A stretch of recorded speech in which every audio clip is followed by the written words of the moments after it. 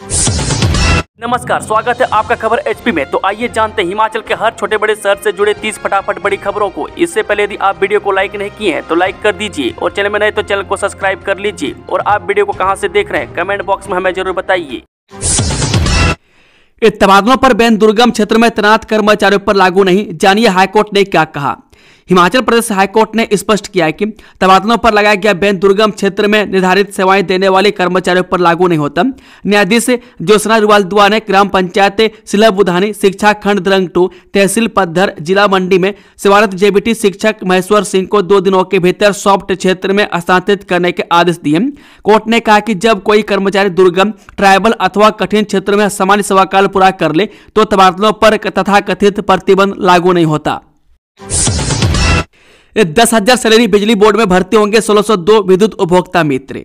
हिमाचल प्रदेश बिजली बोर्ड में बिजली उपभोक्ता मित्र के तौर पर 1602 पद भरे जाएंगे। यह भर्ती आउटसोर्स के आधार पर होगी और राज्य सरकार की agency Himachal Pradesh state electronics development corporation इस प्रक्रिया को पूरा करवाएगा। बिजली बोर्ड के आग्रह पर विद्युत नियामक आयोग ने इसकी सैद्धांतिक मंजूरी दे दी है। बोर्ड के आग्रह पर विद्युत नियामक आयोग के सचिव सुनील वर्मा की ओर से यह पत्र जारी हुआ।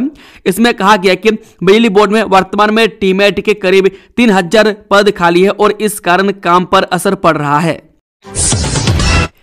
एनसीईआरटी की प्रमाणित किताबें ही खरीदें, सीबीएसई बोर्ड ने स्कूलों को जारी की एडवाइजरी। जय केंद्रीय माध्यमिक शिक्षा बोर्ड ने एनसीईआरटी नकली पुस्तकों को लेकर स्कूलों को कहा है कि केवल प्रमाणित पुस्तकें ही खरीदी जाए।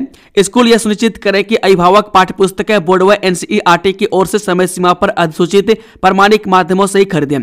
बोर्ड ने स्कूलों को चेताया है कि नकली पाठ्य पुस्तकों की गुणवत्ता ठीक नहीं होती है।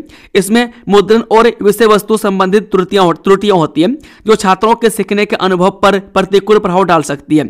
सीबीएसई ने सभी संबंध स्कूलों के प्रमुखों को एडवाइस जारी की जिसमें उन्हें अधिक अनाधिकृत पुस्तक विक्रेताओं की ओर से रियायती कीमतें पर बेची जा रही नकली एनसीईआरटी पुस्तकों को प्रचलन और उपयोग के प्रति आगाह किया है।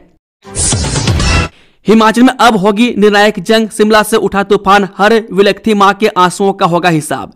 जय खास खबर में आज बात उस मसले पर करेंगे जिसने बीते कुछ सालों में हिमाचल को उजाड़ने का काम किया। हिमाचल की शांत वादियों में बीते कुछ सालों से चिट्टा का जहर धीरे धीरे युवाओं की जिंदगी निगल रहा है। मासूम चेहरे फीके पड़ रहे हैं, घरों की खुशियों को ग्रहण लग रहा है। कई परिवार अब तक बिखर चुके हैं, किसी ने अपना बेटा खो दिया, किसी का सुहाग उजड़ गया। लेकिन इस टूटते बिखरते हिमाचल को इस जाल से निकालने के लिए आज पूरा प्रदेश एकजुट हो गया। शिमला के ऐतिहासिक रिज मैदान से आज एक ऐसे जन आंदोलन की शुरुआत हुई जो आने वाले समय में इस काले कारोबार को बंद करने और यहां की युवा पीढ़ी को बचाने में मददगार साबित होगा। शिमला के ऐतिहासिक रिज पर आज हर नागरिक, हर अभिभावक, हर युवा एक ही संकल्प के साथ चिट्टे के खिलाफ खड़ा था कि नई पीढ़ी को इस जहर से बचाना है। राज्य सरकार और पुलिस प्रशासन ने इस अभियान के जरिए साफ शब्दों में संदेश दिया, अब चिट्टा हिमाचल में नहीं बचेगा, चाहे वह जड़ें कितनी भी गहरी क्यों न हो। पंजाब का यह गिरोह हिमाचल में करवाता था फर्जी शादी, 5 लोग गिरफ्तार। नगरोटा बागवा पुलिस ने शादी के नाम पर युवकों को ठगने वाले एक बड़े अंतर्राज्यीय गिरोह का पर्दाफाश किया। गिरोह की 3 महिलाओं को पुलिस ने हिरासत में ले लिया।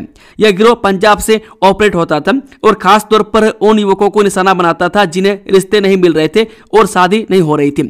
मामला नगरोटा बागवा की पटियालागढ़ पंचायत का। यहाँ एक परिवार ने शिकायत दर्ज करवाई थी कि उन्होंने मैरिज ब्यूरो के जरिए अपने बेटे की शादी अगस्त में पंजाब की एक युवती से करवाई थी। शादी के महज 20 दिन बाद ही दुल्हन परिवार के लगभग 10 तोले सोने के जेवरात समेटकर फरार हो गई। इसी बीच शनिवार को जब ये गिरोह और लड़के से उसकी शादी करवाने के लिए गाड़ी में सुजानपुर जा रहा था तो पीड़ित परिवार ने इन्हें देखा और दबोच लिया। इसके बाद सभी को पुलिस के हवाले कर दिया। गिरोह में पंजाब और हिमाचल दोनों राज्यों के 5 लोग शामिल हैं। ठगी को अंजाम देने वाला एक बिचौलिया भी है जो शादी करवाने के 2 लाख रुपए लेता था। इसमें से वह 1 लाख रुपए पंजाब के कथित मैरिज ब्यूरो वालों को देता था। धर्मशाला स्टेडियम में होने वाले T20 मैच में बारिश न बने रोड़ा, इंद्रुनाग देवता की शरण में जाएगा HPCA। हिमाचल प्रदेश के धर्मशाला स्थित HPCA क्रिकेट स्टेडियम में 14 दिसंबर को भारत और दक्षिण अफ्रीका क्रिकेट टीम के बीच T20 मैच खेला जाएगा। ऐसे में इस मुकाबले को लेकर तैयारियां शुरू हो चुकी है, लेकिन बीते वर्षों के अनुभवों को देखते हुए आयोजकों की सबसे बड़ी चिंता मौसम को लेकर है। इसी वजह से हिमाचल प्रदेश से क्रिकेट एसोसिएशन ने इंद्रू देव को मनाने की तैयारी कर ली है। मौसम को अनुकूल रखने की कामना से HPCA प्रबंधन 23 नवंबर को खनियारा स्थित प्राचीन इंद्रुनाग मंदिर में विशेष पूजा अर्चना, हवन यज्ञ और भंडारे का आयोजन करेगा। सुबह 9:30 बजे पूजा और हवन की शुरुआत होगी। दोपहर 12:30 बजे से भंडारे का आयोजन किया जाएगा। यह पहली बार नहीं है जब HPCA ने किसी बड़े मैच से पहले इंद्रुनाग मंदिर का रुख किया। धर्मशाला में हर अहम मुकाबले से पूर्व सफल आयोजन और साफ मौसम के लिए प्रबंधन देव स्थल में शीश नवाता रहा है। नेता प्रतिपक्ष जयराम ठाकुर बोले, बिजली मित्र की पक्की नौकरी क्यों नहीं। जो नेता प्रतिपक्ष जयराम ठाकुर ने प्रदेश सरकार पर युवाओं के साथ धोखा करने का आरोप लगाया। उन्होंने कहा कि अब सरकार आउटसोर्स आधार पर बिजली मित्र रखने की तैयारी कर रही है। हालांकि सत्ता में आने से पहले कांग्रेस ने पहले कैबिनेट में 1 लाख सरकारी नौकरी और 5 लाख रोजगार देने की गारंटी दी थी। मैं जयराम ठाकुर के अनुसार सरकार मित्र योजना के नाम पर युवाओं को नाम मात्र मानदेय देकर उनके भविष्य के साथ खिलवाड़ कर रही है, जबकि मुख्यमंत्री के करीबी लोगों को हर तरह की सुविधाएं उपलब्ध करवाई जा रही है। हिमाचल प्रदेश में सुरक्षा एजेंसियां अलर्ट मोड पर, होटलों में जांचा जा रहा पर्यटकों का पंजीकरण। जब दिल्ली में पिछले दिनों हुए आतंकी हमले के बाद हिमाचल प्रदेश में सुरक्षा एजेंसियां अलर्ट मोड में। प्रदेश पुलिस मुख्यालय के निर्देश पर सभी जिलों के थाना क्षेत्र में पुलिस ने सघन निरीक्षण अभियान शुरू कर दिया। होटल, होम स्टे, बेड एवं ब्रेकफास्ट और गेस्ट हाउस में ठहरे पर्यटकों व अन्य व्यक्तियों के पंजीकरण रिकॉर्ड खंगाले जा रहे हैं। साथ ही संचालकों को निर्देश दिए हैं कि बिना वैध पहचान पत्र और उचित पंजीकरण के किसी भी व्यक्ति को ठहरने की अनुमति न दी जाए। कॉलेज प्राध्यापकों को ऐप से हाजिरी जरूरी, सहकर्मी के फोन से भी कर सकेंगे लॉगिन, जाने पूरी जानकारी। हिमाचल प्रदेश के कॉलेज प्राध्यापकों को अनिवार्य तौर पर मोबाइल ऐप से ही हाजिरी लगानी होगी। अपना फोन एप्लीकेशन के लिए मान्य नहीं होने की स्थिति में प्राध्यापक सहकर्मी के फोन से भी लॉग इन कर सकेंगे। उच्च शिक्षा निदेशालय ने जियो फैन से आधारित बायोमेट्रिक अटेंडेंस सिस्टम पर उठाए गए सवालों को लेकर विस्तृत स्पष्टीकरण जारी किया। डिजिटल टेक्नोलॉजी एवं गवर्नेंस विभाग ने राजकीय प्राध्यापक संघ की ओर से उठाई गई शंकाओं को दूर करते हुए एप्लीकेशन को सही ठहराया है। नमाज पढ़ने जा रहे लोगों का रोका था रास्ता, देवभूमि संघर्ष समिति के 6 लोगों पर FIR दर्ज। संजौली मस्जिद में जुम्मे की नमाज के दिन रास्ता रोकने के मामले पुलिस ने 6 लोगों को आरोपी बनाया। इसके खिलाफ संजौली थाने में FIR दर्ज की गई है। इसमें विजय शर्मा, देवभूमि संघर्ष समिति के सह संयोजक मदन ठाकुर, श्वेता चौहान, शिल्पी और पारुल शामिल हैं। वीडियो रिकॉर्डिंग के आधार पर अन्य लोगों की पहचान भी की जा रही है। मैं पुलिस सुरक्षा के दृष्टिगत संजौली मस्जिद क्षेत्र में दिन और रात के समय पेट्रोलिंग कर रही है ताकि कोई अप्रिय घटना न हो। सीएम सुक्खू गृह मंत्री के समक्ष उठाएंगे चंडीगढ़ में हिमाचल की 7.9% हिस्सेदारी का मामला। NRC बैठक में उठेंगे ये मुद्दे। मुख्यमंत्री सुक्खू जल्द ही गृह मंत्री के सामने चंडीगढ़ में हिमाचल प्रदेश की 7.9% हिस्सेदारी का मामला रखेंगे। इसके साथ ही राष्ट्रीय आपदा प्रबंधन प्राधिकरण की बैठक में आपदा प्रबंधन से जुड़े कई महत्वपूर्ण विषयों पर चर्चा होने की संभावना है, जिसमें हिमाचल प्रदेश में आपदा से हुए नुकसान और राहत कार्य शामिल हैं। वन भूमि में डंपिंग से रोका तो BO और वन रक्षक पर कर दिया हमला, चेतावनी के बावजूद नहीं माना माफिया। जब मंडी में वन भूमि पर अवैध डंपिंग रोकने गए वन विभाग के कर्मचारियों के साथ मारपीट की गई और उन्हें जान से मारने की धमकी दी गई। वह कोटली में प्लॉट निर्माण के दौरान मलबा वन भूमि पर फेंका जा रहा था। वन विभाग की टीम ने जब वीडियो बनाया तो ठेकेदार के सहयोगी ने हमला कर दिया। पुलिस ने मामला दर्ज कर जांच शुरू कर दी है। एक खड़ा पत्थर के पास टैक्सी और ट्रक में जोरदार टक्कर, 6 लोग घायल। शिमला के जुब्बल में खड़ा पत्थर के पास टैक्सी और ट्रक की टक्कर में 6 लोग घायल हो गए। घायलों को अस्पताल में भर्ती कराया गया। पुलिस ने मामला दर्ज कर जांच शुरू कर दी है। शिकायतकर्ता के अनुसार टैक्सी चालक की लापरवाही के कारण हादसा हुआ, जिसमें टैक्सी में सवार सभी लोग घायल हो गए। पुलिस से मामले की जांच कर रही है। हिमाचल के 6 बार मुख्यमंत्री रहे वीरभद्र सिंह की कल रोहड़ू में स्थापित होगी प्रतिमा। 28 साल यहीं से लड़ा था चुनाव। जिस शिमला के रोहड़ू में पूर्व मुख्यमंत्री वीरभद्र सिंह की प्रतिमा का अनावरण होगा। कांग्रेस प्रदेश अध्यक्ष रानी प्रतिभा सिंह और मंत्री विक्रमादित्य सिंह सहित कई नेता शामिल होंगे। वीरभद्र सिंह ने रोहड़ू से ही अपनी राजनीतिक पारी शुरू की थी और वे लंबे समय तक यहाँ के विधायक रहे। यह उनकी तीसरी प्रतिमा है। इसमें पहले ठियोग और रिज मैदान में भी प्रतिमाएं लगाई गई है। समारोह में धाम का भी आयोजन किया गया है। एसिड अटैक में 50% झुलसी महिला की हालत गंभीर, पीजीआई चंडीगढ़ रेफर। जी हां, हिमाचल प्रदेश के मंडी जिले में हुए भयावह एसिड अटैक की शिकार महिला ममता की स्वास्थ्य स्थिति गंभीर बनी हुई है। संक्रमण बढ़ने और सांस लेने में गंभीर परेशानी के बाद उन्हें एम्स बिलासपुर से बेहतर उपचार के लिए पीजीआई चंडीगढ़ रेफर कर दिया गया। महिला करीब 50% तक झुलस गई है, जिसमें उसके चेहरे और पेट पर गहरी जलन के घाव हैं। वहीं पुलिस ने इस जघन्य वारदात को अंजाम देने वाले महिला के पति नंदलाल के खिलाफ हत्या के प्रयास का मामला दर्ज कर लिया है और नंदलाल को गिरफ्तार भी कर लिया गया है। इस शिमला में पर्यटकों और स्थानीय लोगों के बीच जमकर चले लात घूसे मारपीट का वीडियो वायरल। जे पहाड़ों की रानी शिमला में पर्यटन सीजन के बीच एक शर्मसार करने वाली घटना सामने आई है। राजधानी के सबसे व्यस्त और प्रसिद्ध स्थल रिज मैदान के पास पर्यटकों और कुछ स्थानीय युवकों के बीच जमकर मारपीट हुई। इस पूरी घटना का वीडियो अब सोशल नेटवर्किंग साइटों पर तेजी से वायरल हो रहा है, जिसने शहर की शांति व्यवस्था पर सवाल खड़े कर दिए हैं। शिक्षित व्यक्ति की राष्ट्र निर्माण में होती है विशेष भूमिका, रोहित ठाकुर। शिक्षा मंत्री रोहित ठाकुर आज चौपाल उपमंडल के खद्दर में मौजूद रहे, जहां पर उन्होंने राजकीय वरिष्ठ माध्यमिक विद्यालय खद्दर के वार्षिक पुरस्कार वितरण समारोह में बतौर मुख्य अतिथि शिरकत की। इस अवसर पर उन्होंने विद्यालय के शिक्षक और विद्यार्थियों को शुभकामनाएं दी। विद्यालय के प्रधानाचार्य ने विद्यालय में वर्ष भर में हुई गतिविधियों का विवरण प्रस्तुत किया और विद्यालय में संचालित अन्य गतिविधियों से भी उन्हें अवगत करवाया। शिक्षा मंत्री ने उपस्थित लोगों को संबोधित करते हुए बताया कि वर्तमान समय में शिक्षा सभी के लिए एक आवश्यक तत्व है। शिक्षा मनुष्य को सभ्य और सुसंस्कृत बनाती है। साथ ही शिक्षित व्यक्ति समाज और राष्ट्र के लिए भी एक संपत्ति होता है, जिसकी समाज और राष्ट्र निर्माण में विशेष भूमिका रहती है। रोहड़ू में आग का तांडव देखते ही देखते राख के ढेर में बदल गया असियाना, परिवार पर टूटा दुखों का पहाड़। जी हां, रोहड़ू उपमंडल की ग्राम पंचायत करालस के अंतर्गत थम टाडी की जूनी धार में हुए भीषण अग्निकांड की घटना सामने आई। इस घटना में मेहर सिंह नेगी का 3 मंजिला लकड़ी का मकान जलकर राख हो गया। घटना में कोई जानी नुकसान नहीं हुआ, लेकिन पीड़ित परिवार को लाखों रुपए की संपत्ति का नुकसान हुआ है। जानकारी के अनुसार यह घटना रविवार सुबह लगभग 6 बजे हुई, जब मेहर सिंह नेगी के घर में अचानक आग की लपटें उठने लगी। देखते ही देखते आग ने विकराल रूप धारण कर लिया और मकान के 3 कमरे और उनमें रखा सारा घरेलू सामान, अनाज व अन्य कीमती वस्तुएं जलकर खाक हो गई।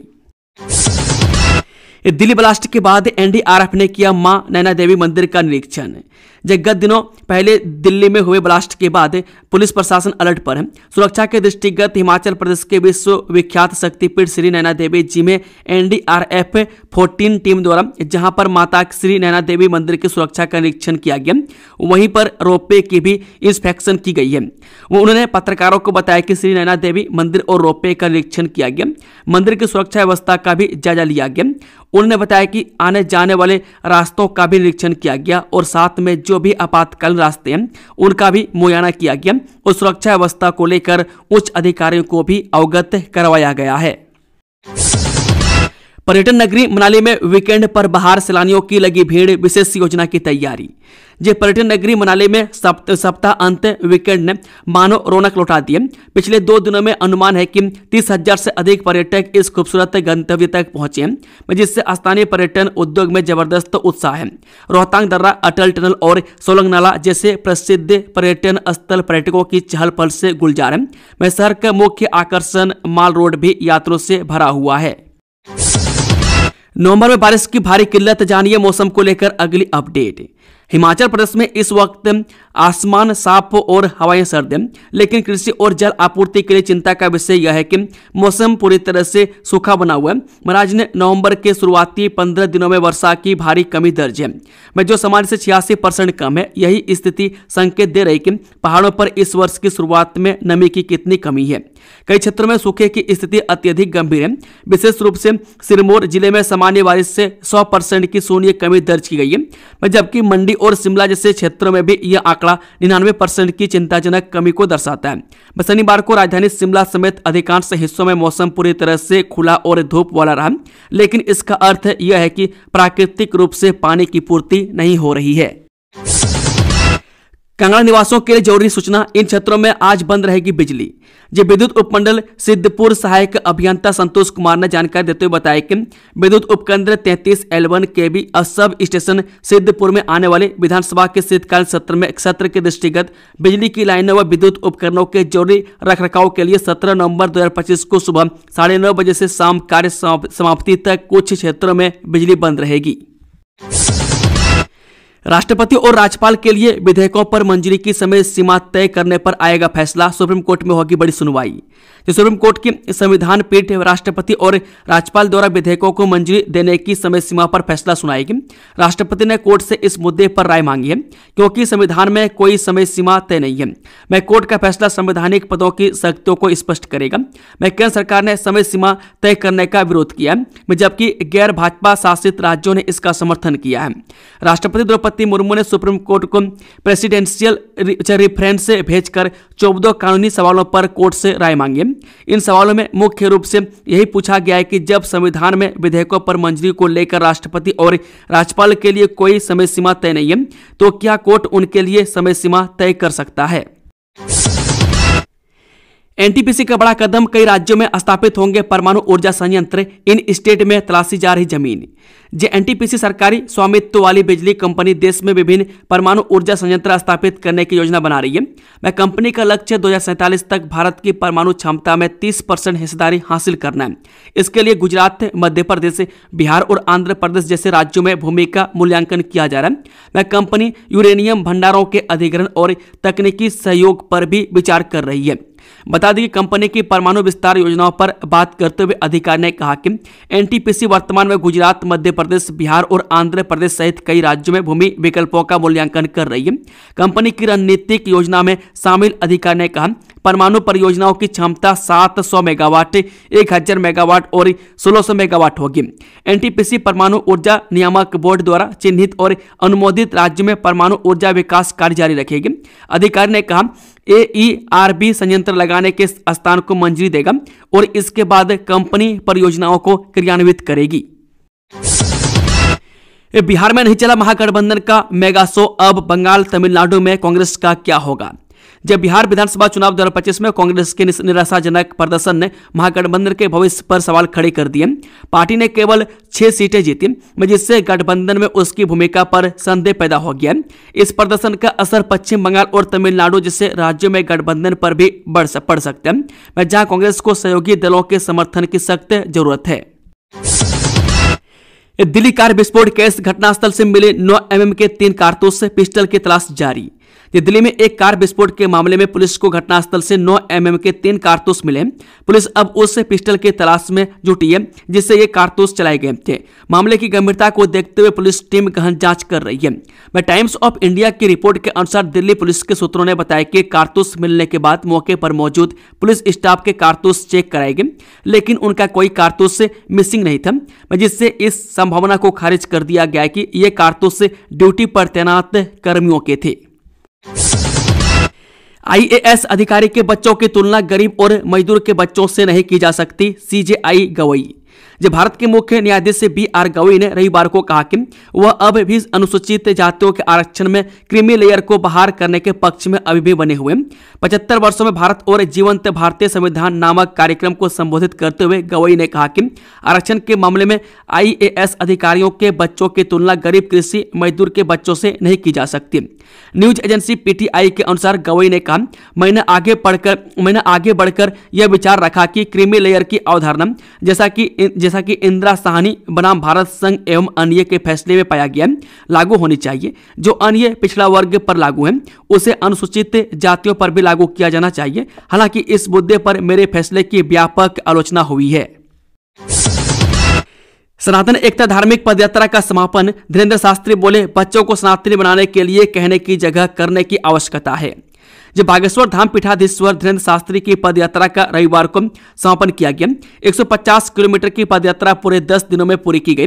वह पदयात्रा 7 नवंबर को दिल्ली के छतरपुर से प्रारंभ हुई थी। सनातन एकता धार्मिक पदयात्रा का वृंदावन में समापन किया गया। बागेश्वर धाम की पीठाधीश्वर धीरेन्द्र शास्त्री की सनातन एकता धार्मिक पदयात्रा वृंदावन में प्रवेश की। रविवार पदयात्रा का 10वां और अंतिम दिन है। मध्य प्रदेश के मुख्यमंत्री डॉक्टर मोहन यादव भी पदयात्रा में शामिल हुए हैं। वे पंडित धीरेन्द्र शास्त्री के साथ सड़क पर बैठकर भोजन का स्वाद लिया। वहीं कार्यक्रम के मंच पर जगत गुरु रामभद्राचार्य सहित तमाम संत भी मौजूद हैं।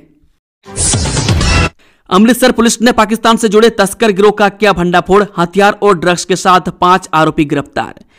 अमृतसर कमिश्नरेट पुलिस ने पंजाब में सक्रिय सीमा पार हथियार और ड्रग्स नेटवर्क के खिलाफ बड़ी कार्रवाई की। खुफिया सूचना के आधार पर पुलिस ने पाकिस्तान से जुड़े एक तस्कर गिरोह का भंडाफोड़ करते हुए 5 आरोपियों को गिरफ्तार कर लिया।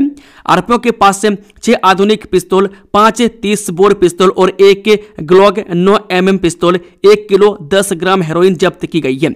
पुलिस कमिश्नर गुरप्रीत सिंह भुल्लर ने बताया कि यह गिरोह लंबे समय से पाकिस्तान में बैठे ड्रग तस्करों के इशारों पर काम कर रहा था। शुरुआती जांच में पता चला है कि आरोपी पाकिस्तान स्थित तस्करों के संपर्क में थे। यह खेप पाकिस्तान द्वारा ड्रोन के जरिए गिराई गई थी और यहां बैठे आरोपियों द्वारा अलग अलग जगहों पर पहुंचाई गई थी। दोस्तों, खबरों का सिलसिला समाप्त होता है। अगर जानकारी पसंद आई हो तो वीडियो को लाइक, शेयर, चैनल को सब्सक्राइब जरूर कर ले। Thank you, all the best. जय हिंद, जय हिमाचल।